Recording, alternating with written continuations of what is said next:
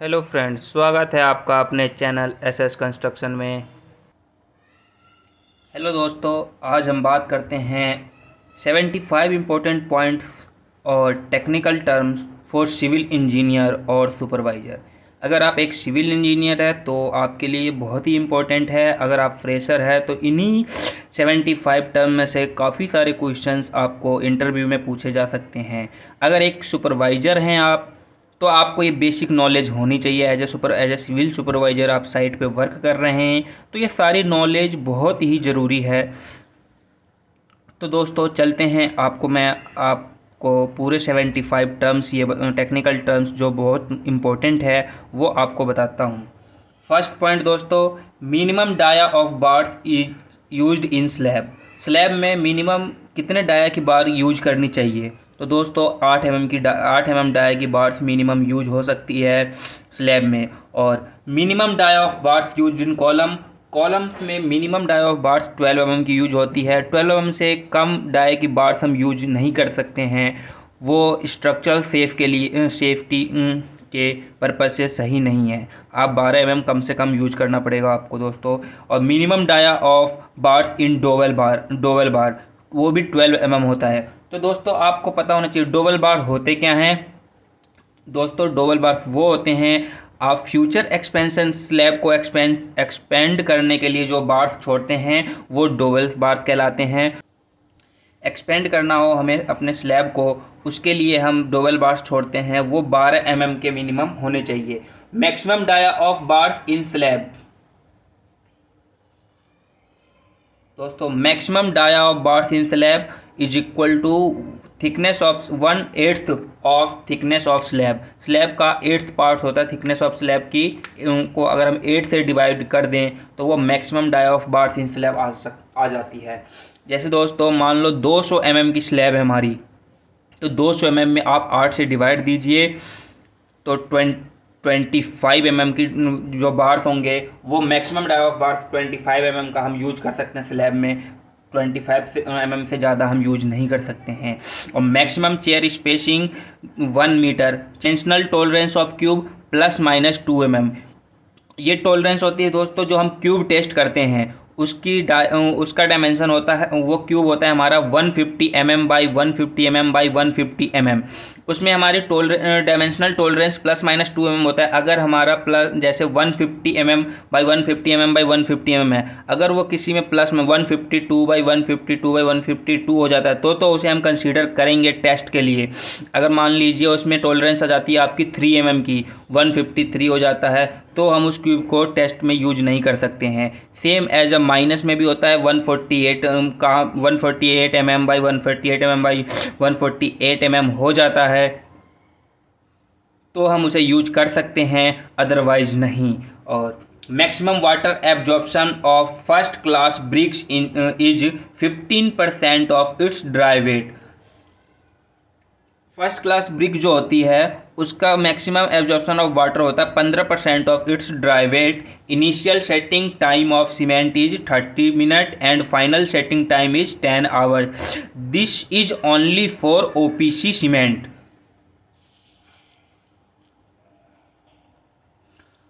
दोस्तों one bag of cement is 50 kg, और इसको हम CFT में देखें तो 1.25 CFT एंड मीटर क्यूब में देखें तो 0.0347 मीटर क्यूब होता है। Minimum thickness of slab is 125 mm। सबसे मिनिमम थिकनेस ऑफ स्लैब हम 125 mm प्रोवाइड करा सकते हैं, इससे कम थिकनेस की हम स्लैब नहीं बना सकते हैं दोस्तों। Number of cement bags in 1 metre cube. 1 metre cube में कितने नंबर ऑफ बैग सीमेंट्स होते हैं? 28.8 बैग्स। ये आप कैसे फाइंड आउट करोगे? आपको पता है दोस्तों, एक सीमेंट के बैग में 0.0347 मीटर क्यूब सीमेंट होता है। अब वन मीटर क्यूब में 0.0347 से डिवाइडेड कीजिए, 28.8 बैग्स निकल के आ जाएंगे। Number of bricks in 1 metre cube. 1 metre cube में कितने ब्रिक्स होते हैं दोस्तों?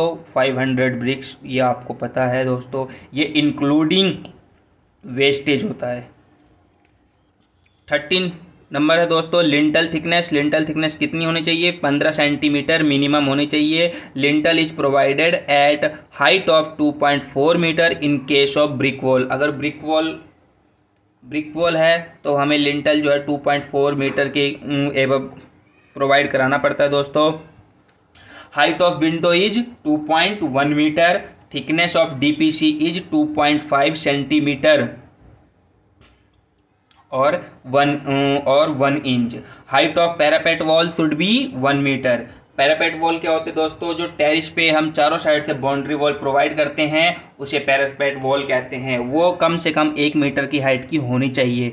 Size of concrete testing cube is 150 mm by 150 mm by 150 mm। अभी मैंने आपको बताया भी था जब वो डायमेंशनल टॉलरेंस के बारे में बात कर रहे थे। तो 19 पॉइंट है दोस्तों, slope of staircase should be between 25 degree to 40 degree. जो हम स्लोप प्रोवाइड करते हैं स्टेयर केस का दोस्तों वो 25 डिग्री से 40 डिग्री के बीच में होना चाहिए, ना तो इससे कम 25 डिग्री से कम, ना ही 40 डिग्री से ज़्यादा होना चाहिए।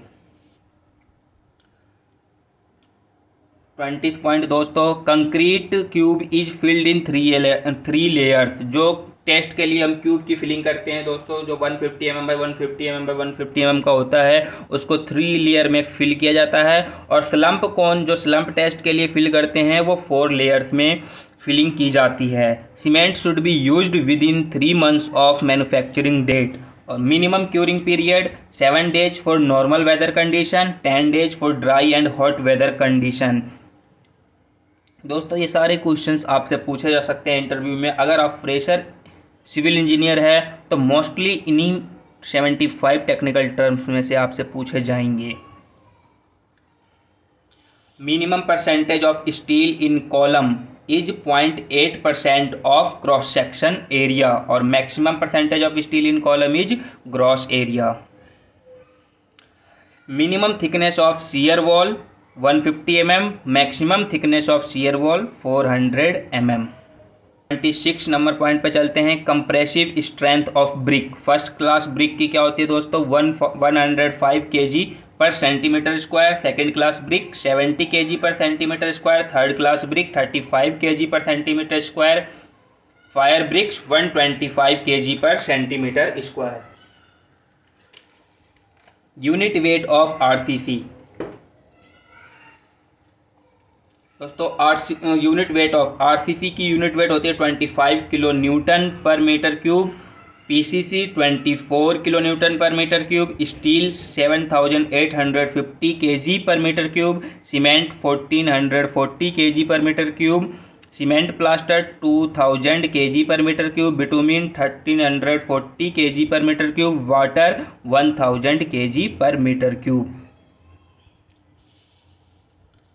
दोस्तों बात करते हैं ग्रेड्स ऑफ सीमेंट की, ग्रेड्स ऑफ कंक्रीट की।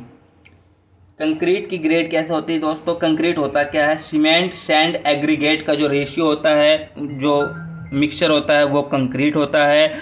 और ये रेशियो जो है for different grades of concrete के लिए डिफरेंट होते हैं। जैसे ग्रेड्स ऑफ कंक्रीट में आप दोस्तों M5, M7.5, M10, M15, M20 ये हमारे नॉर्मल हो गए। और जो स्टैंडर्ड होते हैं M25, M30, M40। M represent करता है दोस्तों मिक्स का। और जो आप 5, 7.5, 10, 15 ये सारी करेक्टरिस्टिक स्ट्रेंथ है। M5 में देखें तो M मिक्स हो गया, 5 आपका दोस्तों हो गया करेक्टरिस्टिक स्ट्रेंथ 5 न्यूटन पर mm स्क्वायर। M5 का दोस्तों होता है 1:5:10 का रेशियो। M7.5 का होता है 1:4:8। M10 1:3:6। M15 1:2:4। M20 1:1.5:3।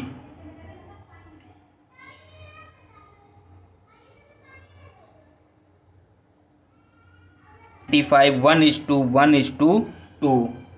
29th point की बात करते हैं दोस्तों, hook angle of स्टीरअप should be 135 degree. Hook angle of स्टीरअप कितना होना चाहिए दोस्तों?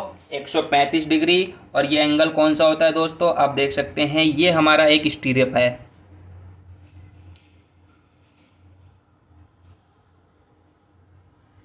तो दोस्तों ये जो हमारा ये ये जो हुक्स बने हैं दोस्तों, तो ये आप सीधा देखें तो ये जो है ऐसे मुड़ गया हमारा, तो ये जो एंगल होना चाहिए 135 डिग्री होना चाहिए। और longitudinal bar should be bent at 90 degree and bent length should be less than 18 inch और 1.5 फीट। दोस्तों लॉन्गिट्यूडनल बार्स कौन से हो गए, ये हमारे लॉन्गिट्यूडनल बार्स है। इसका जो बेंट अप है यहाँ नीचे, ठीक है दोस्तों, ये हमारा कम 90 डिग्री ही होना चाहिए। और दोस्तों ये जो लेंथ हम प्रोवाइड करते हैं ये हमारा 18 इंची से कम नहीं होना चाहिए। Hook for longitudinal column should be 90 degree. जो एंड हुक होगा, मान लीजिए आप टेरिस पे पहुंच गए दोस्तों, वहाँ पे हमें कॉलम का एंड करना है, तो वहाँ भी जो हमारा होना चाहिए बेंट की लेंथ होनी चाहिए 90 degree. Not more then 15% of bar should be left in a zone. ये क्या होता है दोस्तों, मान लीजिए आपका ये जोन है, फर्स्ट सेकंड थर्ड, इस जोन में आप यहाँ पे 2 बार्स हमारा क्या होता है लेफ्ट, 4 बार्स है, 4 बार्स अगर कॉलम में 4 बार्स की कॉलम है तो उसमें से यहाँ पे मिनिमम 2 बार्स ही एक जगह पे लैपिंग की जा सकती है। जैसे दोस्तों यहाँ पे 2 लैपिंग हम यहाँ प्रोवाइड करा सकते हैं, 2 यहाँ प्रोवाइड करा सकते हैं। 50% बार से ज़्यादा नहीं। अगर एक कॉलम में 6 बार्स हैं तो उसमें से 3 बार्स ही एक सेम प्लेस पे एक जोन में लैपिंग की जा सकती है। 33 पॉइंट दोस्तों, pH of water used in RCC should not be less than 6। Low heat cement is used in dams, abutment और retaining walls because the heavy structures are prone to thermal cracks, जिसकी वजह से हमें low heat cement हम use करते हैं। Segregation दोस्तों, segregation आपसे पूछा जा सकता है सिग्रीगेशन होता क्या है। It is separation of cement, sand and aggregates. ये किस लिए होता है दोस्तों, इसका कारण ये है इम्प्रॉपर वाटर सीमेंट रेशियो। अगर वाटर सीमेंट रेशियो प्रॉपर नहीं है तो सिग्रीगेशन आ सकती है। दूसरा काउज है दोस्तों, अगर हम कंक्रीट को 1.5 मीटर की एवव हाइट से हम फॉल करते हैं, गिराते हैं, तो सिग्रीगेशन आ सकती है। It is also caused when concrete is poured above 1.5 metre height. Bleeding, bleeding क्या होती है दोस्तों, when water comes out of freshly made concrete is called as bleeding of concrete. अगर आप कभी साइट पे गए हैं तो देखा होगा दोस्तों, जब लेबर्स मेसन्स जब कंक्रीट बनाते हैं, मिलाते हैं और ही करते हैं, हाथों से मिलाते हैं, तो क्या होता है वो उनको पता नहीं होता दोस्तों, वो पानी कम ज़्यादा जैसे भी डाल देते हैं, तो मिला के जैसे ही छोड़ते हैं तो क्या होती है पानी बाहर निकलने लगता है फ्रेशली मेड कंक्रीट से, तो उसको कहते हैं दोस्तों bleeding. Unit weight of steel पर मीटर। आप यूनिट वेट ऑफ स्टील पर मीटर कैसे निकाल सकते हैं। वेट ऑफ स्टील दोस्तों होता है D²/162.2 kg पर मीटर। अगर आप इसी को kg पर फीट निकालना चाहते हैं तो दोस्तों D²/533 kg पर फीट भी होता है। तो दोस्तों डाई ऑफ बार्स हम लेते हैं 6 mm डाई ऑफ बार्स का 0.222 kg पर मीटर लेंथ वेट होता है।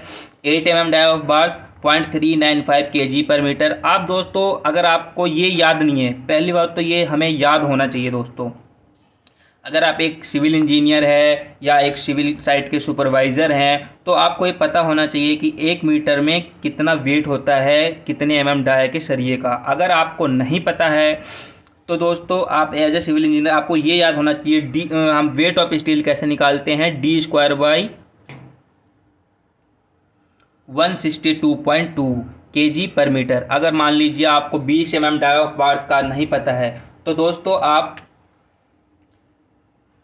D²/162.2 20 का स्क्वायर/162.2 400 डिवाइडेड बाई 162.2 आप निकालेंगे तो दोस्तों आएगा 2.466 kg पर metre. 25 mm dia of bars का सेम इसी तरह निकाल सकते हो दोस्तों 3.853 kg पर मीटर। तो अब दोस्तों बात करते हैं 38 number point, standard conversion factor. आपको ये भी आना चाहिए दोस्तों 1 मीटर में कितने फीट होते हैं, कितने इंचिस होते हैं, कितने सेंटीमीटर होते हैं, कितने mm होते हैं। काफ़ी सारे सिविल इंजीनियर्स ऐसे होते हैं फ्रेशर जिनको 1 फीट में 12 इंच होते हैं, ये भी नहीं पता होता है दोस्तों। तो आप अगर आप इंटरव्यू के लिए जा रहे हैं या साइट वर्क के लिए कहीं जा रहे हैं तो दोस्तों आपको ये नॉलेज ज़रूर होनी चाहिए कि हम इंची टेप पकड़ते कैसे हैं, नापते कैसे हैं, 1 मीटर में कितने फिट होते हैं, कितने इंच होते हैं, ये सब नॉलेज आपको होनी चाहिए। तो दोस्तों 1 मीटर इज इक्वल टू होता है 3.28 feet and is equal to 39.37 inches is equal to 100 centimetre and is equal to 1000 mm। और 1 फीट में होते हैं दोस्तों 12 इंच, 12 इंच, और 1 इंच में होते हैं दोस्तों 2.54 सेंटीमीटर, और 1 इंच इक्वल टू 8 सूत। 39 नंबर पॉइंट्स की बात करते हैं दोस्तों। Minimum number of bar for square और rectangular column is 4 bars and for circular column is 6 number of bars. अगर रेक्टेंगुलर या स्क्वायर कॉलम है तो मिनिमम नंबर ऑफ बार 4 तो होने ही चाहिए, और सर्कुलर कॉलम है तो मिनिमम नंबर ऑफ बार 6 होते ही हैं दोस्तों, इससे कम में बन ही नहीं सकता है। 40th point, standard sand in India is obtained from in north Tamil Nadu. ये दोस्तों आपको पता होना चाहिए कि जो स्टैंडर्ड सैंड इंडिया में हर जगह प्रोवाइड होती है वो हमारे इन नॉर्थ तमिलनाडु से मंगाई जाती है। 41 नंबर पॉइंट्स की बात करते हैं दोस्तों। यूटीएम, यूटीएम होता क्या है दोस्तों? Universal testing machine. It is used for compression test of concrete and tensile test of steel reinforcement. अब दोस्तों बात करते हैं nominal cover. Nominal cover footing के लिए कितनी होनी चाहिए दोस्तों? 50 mm, कॉलम्स के लिए 40 mm, स्लैब के लिए 20 mm, बीम के लिए 25 mm।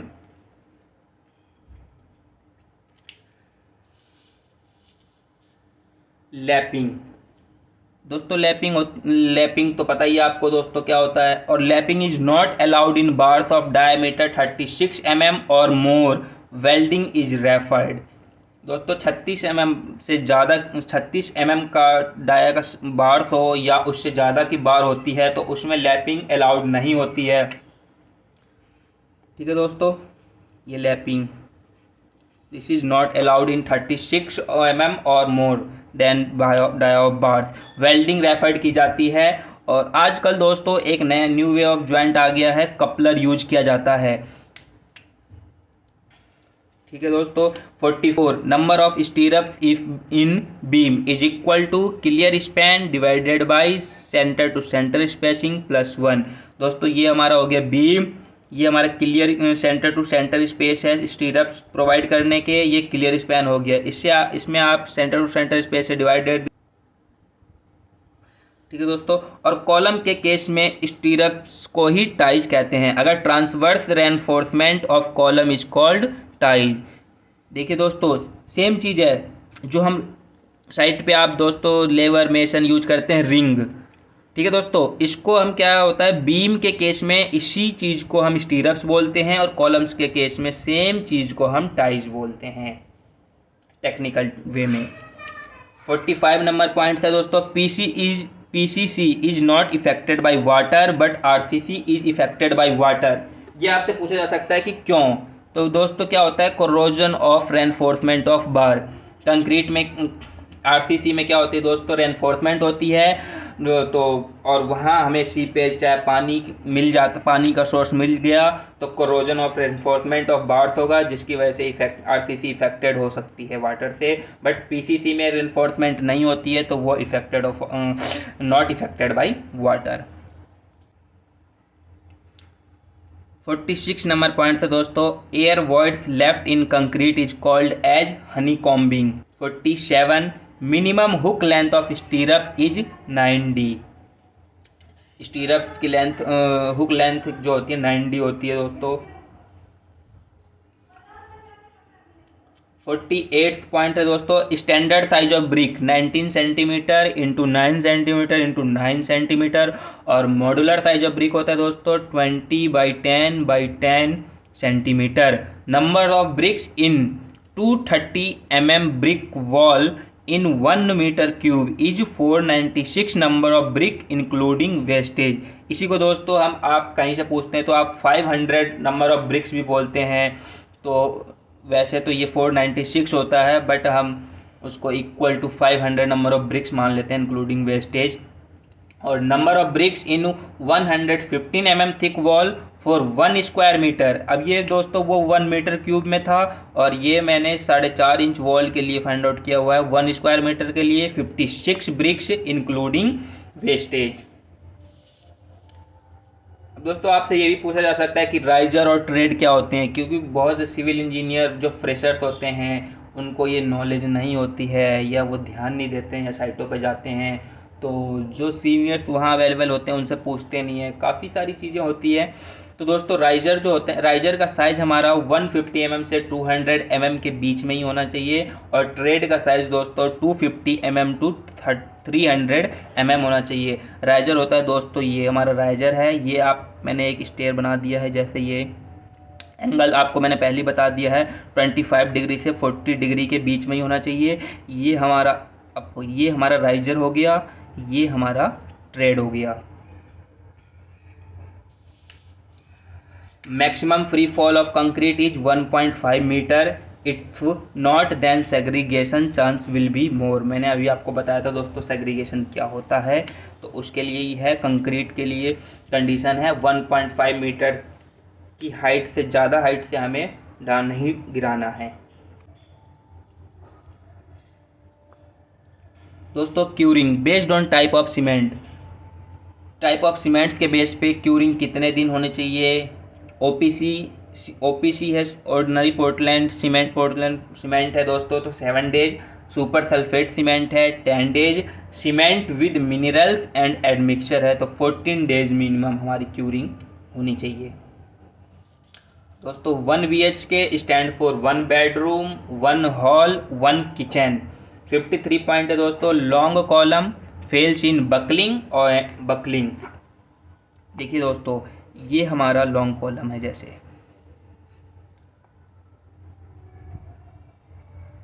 ये हमारा दोस्तों buckling, long column fails in buckling and short column fails in crushing. ये हमारा दोस्तों शॉर्ट कॉलम है, तो ये हमारा यहाँ से क्रश कर जाएगा ऐसे करके, जैसे टूट सकता हो बीच में से। ठीक है दोस्तों। Lapping in tension L, lapping length L is equal to कितना होता है दोस्तों 50D टू 60D तक यूज।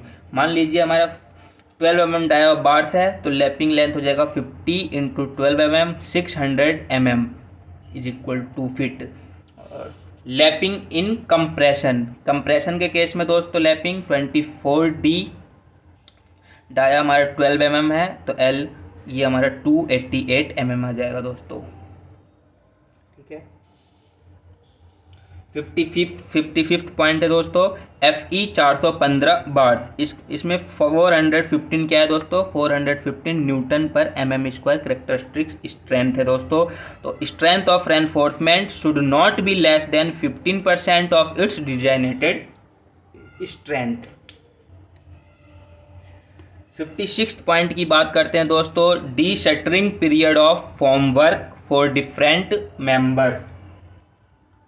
ये दोस्तों एज पर IS कोड 456/2000 के बेस पे है।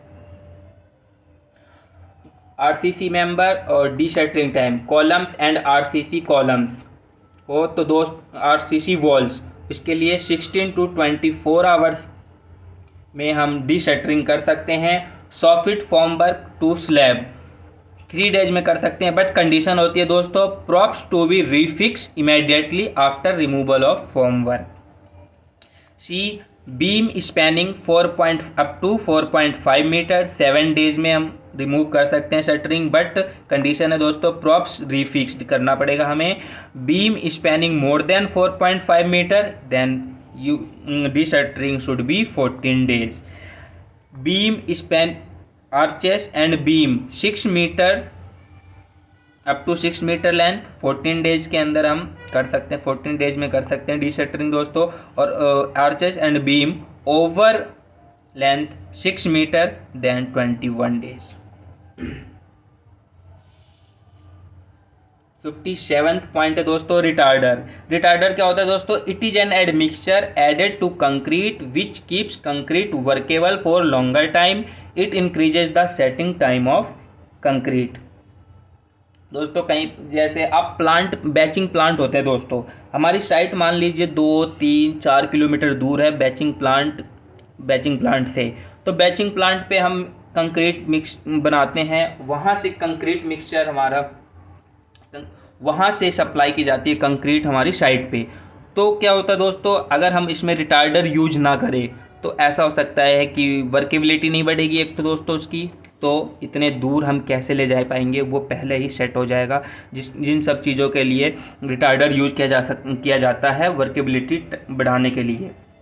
तो रिटार्डर के एग्जांपल है दोस्तों सुगर, जिप्सम, ये क्या है, रिटार्डर है। और कई टाइम्स में एक्सीलरेटर भी यूज किया जाता है दोस्तों, जैसे कहीं पे वाटर प्रूफिंग वगैरह के लिए स्क्रीडिंग वगैरह करनी होती है, उसके लिए हम एक्सीलेटर यूज करते हैं। एक्सीलेटर का एग्जांपल है दोस्तों CaCl2। एक्सीलेटर क्या करता है, वर्केबिलिटी घटाता है, वर्केबल टाइम क्या करता है, लेस कर देता है दोस्तों। 58 point deflection means temporary displacement, और 59 point deformation means permanent displacement. Deflection देखिए दोस्तों क्या होता है, ये हमारा एक बीम है, इस पर हमारा लोड लगा, ये डॉटेड में है, ये डिस्प्लेसमेंट है। जैसी लोड हटेगा ये वापस अपनी शेप में आ जाएगा दोस्तों। और परमानेंट डिस्प्लेसमेंट है दोस्तों, ये हमारा बीम था मान लीजिए, इस पर हमने लोड लगाया, लोड हटाने के बाद भी ये हमारा इस शेप में आ गया। तो ये जो है दोस्तों क्या है, हमारा परमानेंट डिस्प्लेसमेंट। 60 पॉइंट है दोस्तों OPC हमारा 3 ग्रेड में था, 33, 43, 53। ये कहाँ यूज होते हैं, जनरल कंस्ट्रक्शन के लिए। लो हीट सीमेंट कहाँ यूज होते हैं दोस्तों, डैम, अबेटमेंट्स और रिटेनिंग वॉल्स बनाने के लिए। सल्फेट रेसिस्टिंग सीमेंट होते हैं दोस्तों, यूज होता है हमारा दोस्तों मैरीन स्ट्रक्चर्स और प्रोन टू सल्फेट अटैक्स, जहाँ पे सल्फर की मात्रा ज़्यादा होती है पानी वाटर वगैरह में, उसके लिए हमारा सल्फेट रेसिस्टिंग सीमेंट, जैसे हार्बर्स बनाने के लिए हो गया मैरीन स्ट्रक्चर, वहाँ हमारा सल्फेट रेसिस्टिंग सीमेंट यूज होता है। ग्रेड्स ऑफ OPC दोस्तों, हमारा 3 ग्रेड में आता है, 33, 43, 53। ये हमारी इनकी कैरेक्टरिस्टिक स्ट्रेंथ होती है 33 न्यूटन पर मीटर स्क्वायर। और 3 डेज में दोस्तों इसको स्ट्रेंथ मिलती है 16, फिर 7 डेज में 22, 28 डेज में 33 गेन करते हैं। सेम एज ए 43 का होता है 23, 33 एंड 28 डेज में 43। और 53 ग्रेड्स का कंक्रीट सीमेंट का दोस्तों 3 दिन में हमारा 27, 7 डेज में 37, 28 डेज में 53 न्यूटन पर मीटर स्क्वायर। इतनी कैरेक्टरिस्टिक स्ट्रेंथ, अपनी स्ट्रेंथ ये अटेन करते हैं।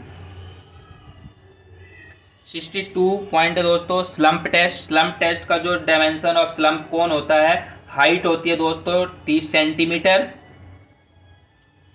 और टॉप डाया होता है दोस्तों 10 सेंटीमीटर, बॉटम डाया होता है दोस्तों ये 20 सेंटीमीटर। टाइप्स ऑफ स्लम्प इस टाइप से है, तो ये दोस्तों ट्रू स्लम्प है, शियर स्लम्प, ये हमारा दोस्तों कोलैप्सिबल स्लम्प। तो ये हमारे यूज किया जा सकता है दोस्तों, ये हम नहीं यूज करते हैं काम के लिए, ये हमारे काम के लिए use. Slump value for different members, column के लिए हमारा दोस्तों, कॉलम वर्क के लिए हमारा 75 से 150 mm होना चाहिए। बीम और स्लैब वर्क के लिए 50 से 100 mm होना चाहिए। पेमेंट्स हमारा दोस्त पेमेंट्स वर्क के लिए 20 to 30 mm होना चाहिए। ब्रिजेज के लिए 30 to 75 mm होना चाहिए। स्लैम्प टेस्ट होता है किस लिए दोस्तों, वर्केबिलिटी चेक करने के लिए। तक ऑर्डिनरी कंक्रीट है। स्टैंडर्ड कंक्रीट M25 से लेकर M55 तक स्टैंडर्ड कंक्रीट है, और हाई स्ट्रेंथ कंक्रीट M60 से लेकर M80 तक हाई स्ट्रेंथ कंक्रीट है।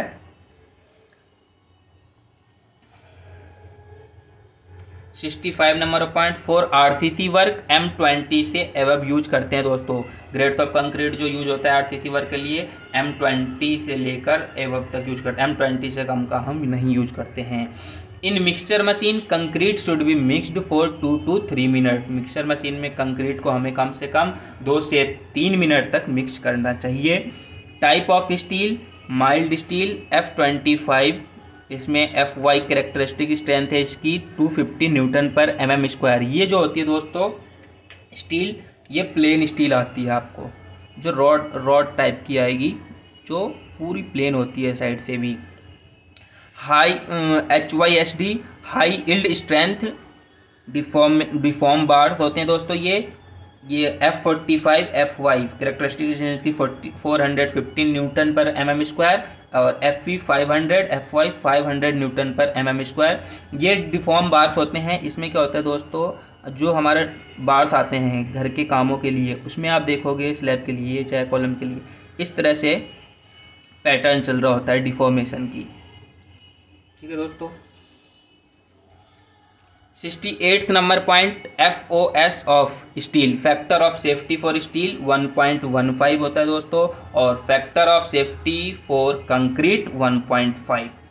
कैरेक्टरिस्टिक्स कंप्रेसिव स्ट्रेंथ क्या होता है, strength below which not more than 5% of test result are expected to fail, this is the then it should be, तब हम मानेंगे उसकी कैरेक्टरिस्टिक कंप्रेसिव स्ट्रेंथ। मान लीजिए हम 100 क्यूब्स का टेस्ट कर रहे हैं, कंप्रेसिव टेस्ट कंप्रेशन मशीन पे सिटी यूटीएम पे टेस्ट कर रहे हैं, तो उसमें से अगर 5 नंबर्स ऑफ 5%, 100 में से सिर्फ 5% का ही इस वैल्यू से, इसकी अगर M35 है तो 35 न्यूटन पर mm स्क्वायर कैरेक्टरिस्टिक स्ट्रेंथ से कम आती है और 95 की 35 से लेकर एवव आती है, तो वो M35 माना जाएगा। अगर ये 6 वैल्यू डाउन हो गई तो वो सैंपल हमारा फेल हो जाएगा। ठीक है दोस्तों। क्या होता है 0.7 अंडर रूट FCK क्या होता है दोस्तों, 20 न्यूटन पर mm स्क्वायर, M20 के लिए कैरेक्टरिस्टिक स्ट्रेंथ और M10 के लिए 10 न्यूटन पर mm स्क्वायर। आप किसी भी ग्रेड्स ऑफ कंक्रीट का टेंसाइल स्ट्रेंथ ऑफ कंक्रीट निकालना चाहते हैं तो आप ऐसे निकाल सकते हैं, M20 का तो 0.7 अंडर रूट 20 हो जाएगा, M10 का 0.7 अंडर रूट 10 हो जाएगा। सेम एज अ वे किसी भी ग्रेड्स ऑफ कंक्रीट का आप निकाल सकते हैं। 72 नंबर है दोस्तों, steel bars in circular shape not in rectangular और स्क्वायर और ट्रायंगुलर, वाई। ये आपसे पूछा जा सकता है कि स्टील बार्स जो है सर्कुलर शेप में ही क्यों बने होते हैं, रेक्टेंगुलर ट्रायंगुलर या स्क्वायर में क्यों नहीं होते हैं। तो दोस्तों क्या होगा, सबसे मेन कारण इसका, एक तो पहला कारण दोस्तों circular shape easily built at low cost. Circular shape of bars हम या कॉलम्स ईजिली हम बना सकते हैं और लो कॉस्ट पे बन जाती है। और circular shape stress distribution in all direction in other shape failure chances more. Circular shape में क्या होता है दोस्तों, सभी डायरेक्शन में इक्वली स्ट्रेस को डिस्ट्रीब्यूट आसानी से हो जाता है in comparison to other shapes. ठीक है दोस्तों। नेक्स्ट 73 नंबर पॉइंट है दोस्तों, कवर ब्लॉक सर्कुलर बनाए जाते हैं, क्यों, easily distributed load in all direction and easy to make. Cover blocks भी सर्कुलर ही हम बनाते हैं, क्यों, क्योंकि एक तो वो इजी है बनाना दोस्तों और लोड डिस्ट्रीब्यूशन आसानी से वो सभी डायरेक्शन में कर देते हैं। DPR की फुल फॉर्म क्या होती है दोस्तों, डिटेल्ड प्रोजेक्ट रिपोर्ट। 75 नंबर क्या है दोस्तों, थर्मोकेमिकली ट्रीटेड बार्स। तो ये थे दोस्तों हमारे 75 टेक्निकल पॉइंट्स और important points for civil engineer. अगर आप एक फ्रेशर इंजीनियर है तो आपको ये बहुत ही काम आने वाला है। आप ये 75 पॉइंट्स कम से कम याद रखिए। आपसे ये पूछे जा सकते हैं इंटरव्यू में। अगर आप एक सिविल साइट के सुपरवाइज़र हैं तो आपको ये नॉलेज ज़रूर होना चाहिए, कोई भी आपसे पूछ सकता है। तो दोस्तों कैसा लगा मेरा वीडियो, आप लाइक करिए, कमेंट करके बताइए। अगर आपको अच्छा लगा तो लाइक करिए, शेयर करिए अपने दोस्तों से, सभी को नॉलेज होनी चाहिए इन चीज़ों की।